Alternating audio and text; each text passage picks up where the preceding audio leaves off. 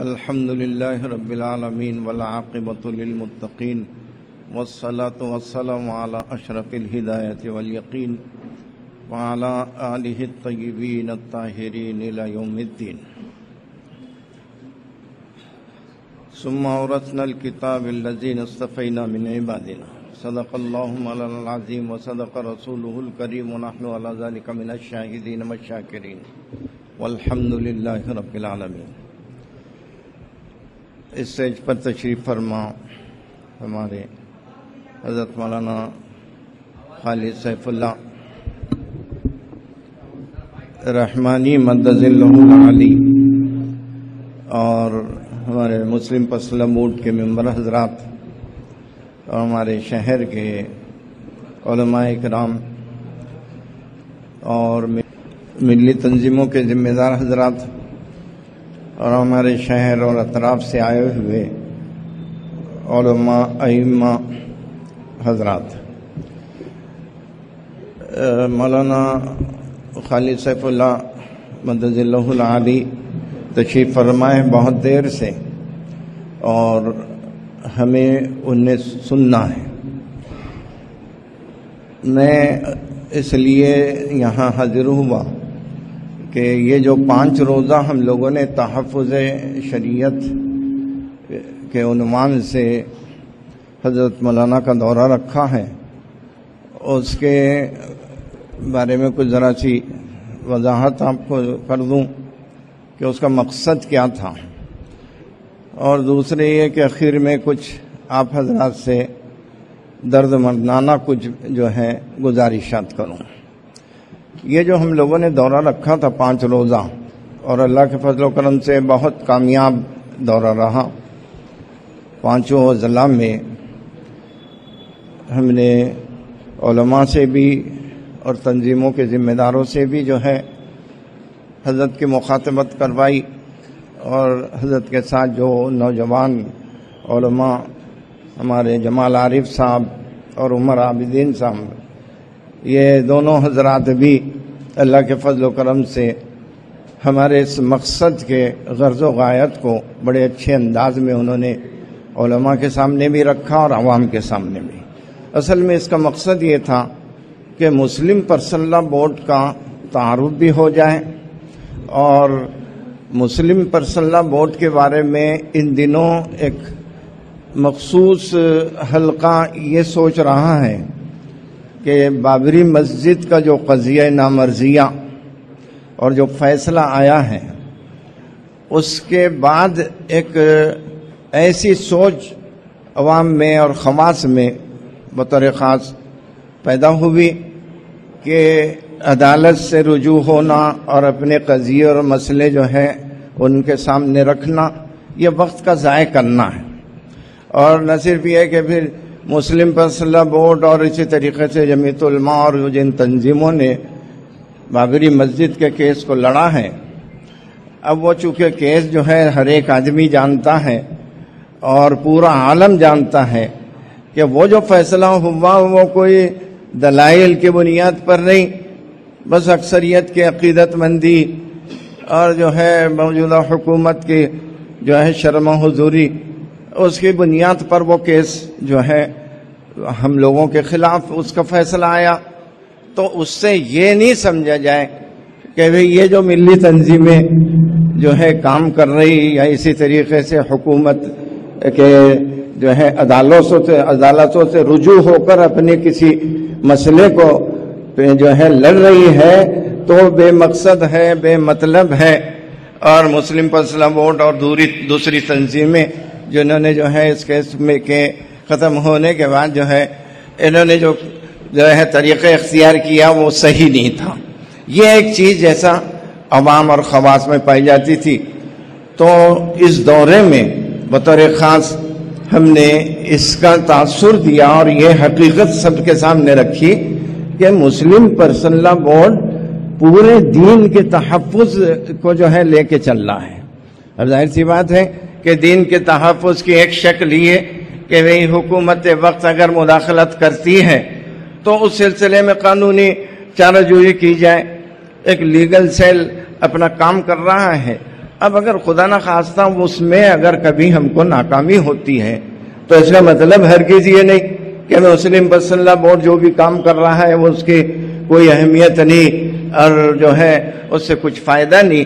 تو اس دورے میں بطور خاص ہم نے جو ہے عوام، خواص اور علماء اور ملی تنظیموں کے ذمہ داران سب کو کے سامنے یہ بات رکھی ہے کہ مسلم پس اللہ بورڈ کا جو پیغام ہے اور جو مقاصد ہیں وہ ایسے مقاصد ہیں کہ وہ ہمیشہ جو ہے زندہ رہیں گے اور اس کے تحفظ کی ہمیشہ ضرورت پیش آتی رہے گی.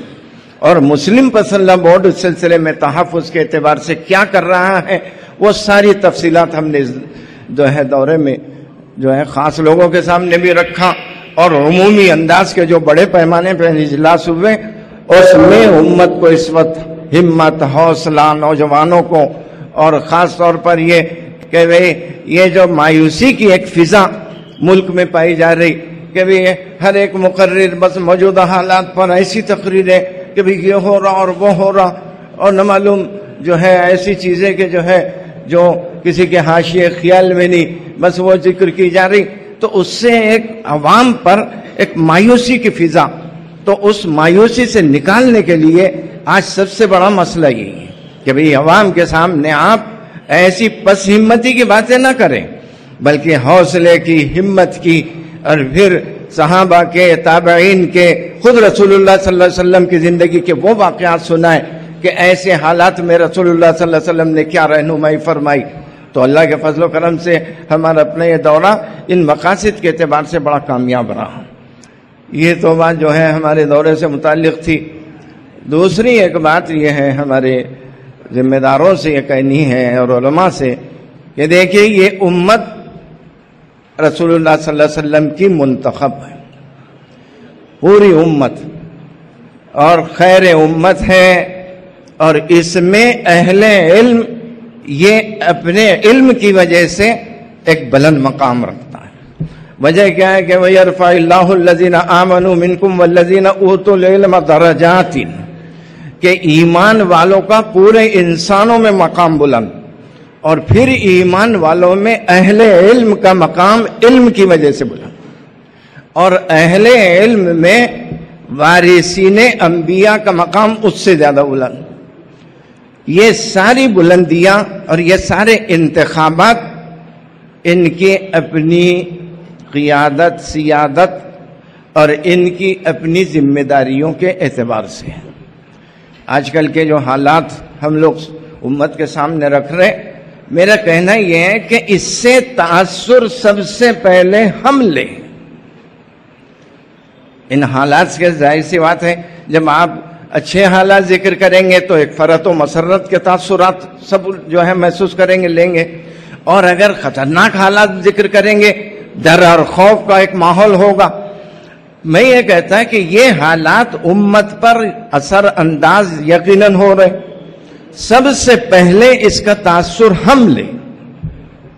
اب ظاہر سی بات ہے جب ہم تاثر لیں گے تو ہم اپنے مقام کے اعتبار سے اور اپنی ذمہ داریوں کے اعتبار سے کچھ آگے بڑھیں گے. میں ہرگز یہ نہیں کہتا کہ ہمارے علماء اور ہمارے جو ہیں ملی تنظیموں کے ذمہ داران اور یہ کچھ کام نہیں کر رہے ہیں، ایسا نہیں ہے.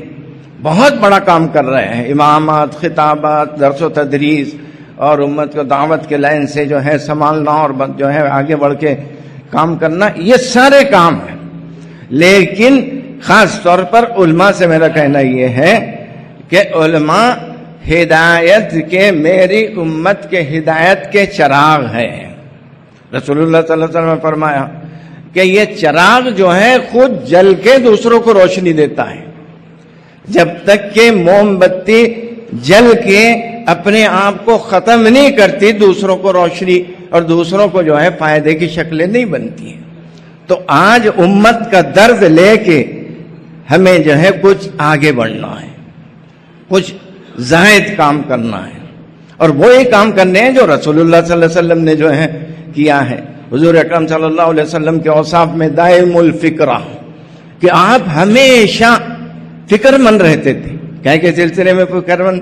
پوری امت کا درد، پورے امت کے حالات، پورے امت کے سدھار اور پورے امت کی اصلاح، یہ سارے مسائل کو لے کر ہم ذرا اپنی ذمہ داریوں کا جائزہ لیں اور آگے بڑھ کے اس وقت امت کو سنبھالنے کی ضرورت ہے.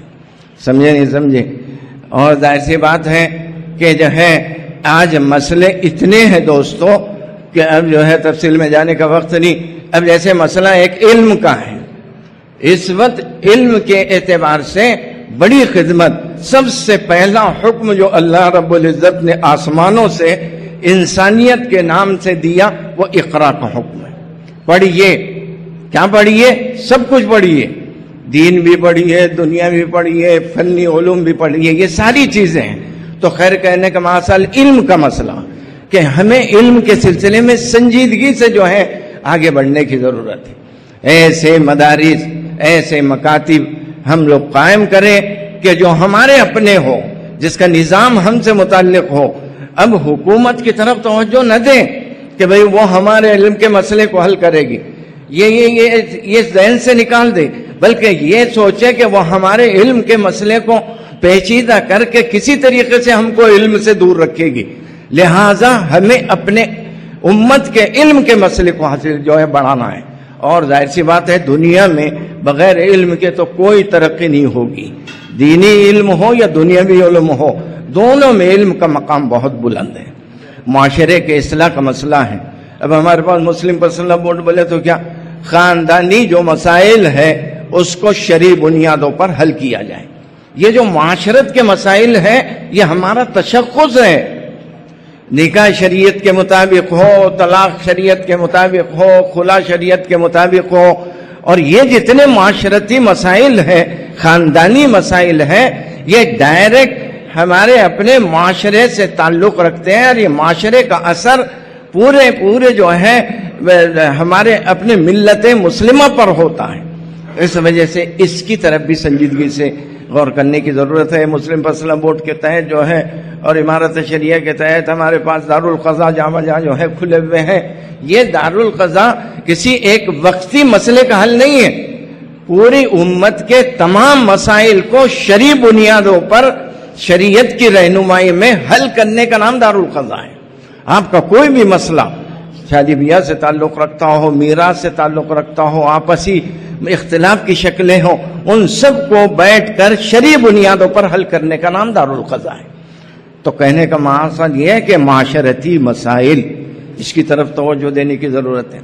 تیسری چیز بڑے افسوس کے ساتھ کہ یہ جو اختلاف کی ایک لعنت ہمارے مابین ایسی رائج ہے دوستو کہ ہم نہ معلوم کتنے فرقے، جماعتوں، تفرقوں اور نہ معلوم کس قسم کے اختلافات ہمارے مابین ہیں. جب تک کہ ہم متحد ہو کر کام نہیں کریں گے کوئی کام کامیابی کے ساتھ نہیں ہوگا. اس وجہ سے ہم ہزار اختلاف ہونے کے باوجود اور بہت سے مسائل فقہی اعتبار سے اور بہت سے جو ہے مسائل ہمارے آپسی اختلاف کا ذریعہ بنتے ہیں، وہ میں کہتا ہوں آپ اپنے طور پر اس پر عمل کریں، لیکن ایک پلیٹ فارم جو مسلم پرسنل بورڈ کے نام سے ہے اس پہ آ کر ہم لوگ سب متحد ہو جائیں.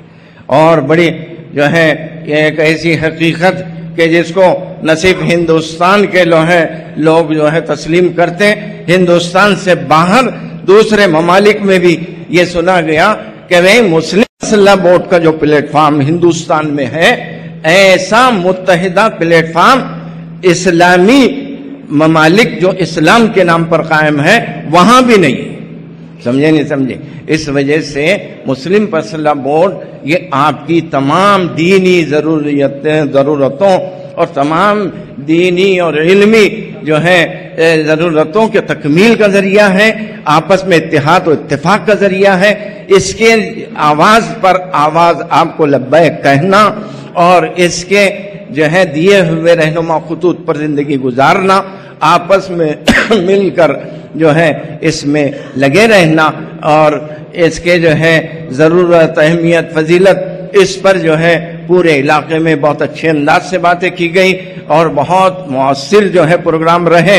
اب یہ ہمارا اپنا شہر ایک منتخب شہر ہے، مغرب کے بعد یہاں بھی حضرت جو ہے جو ہے تشریف فرما ہے.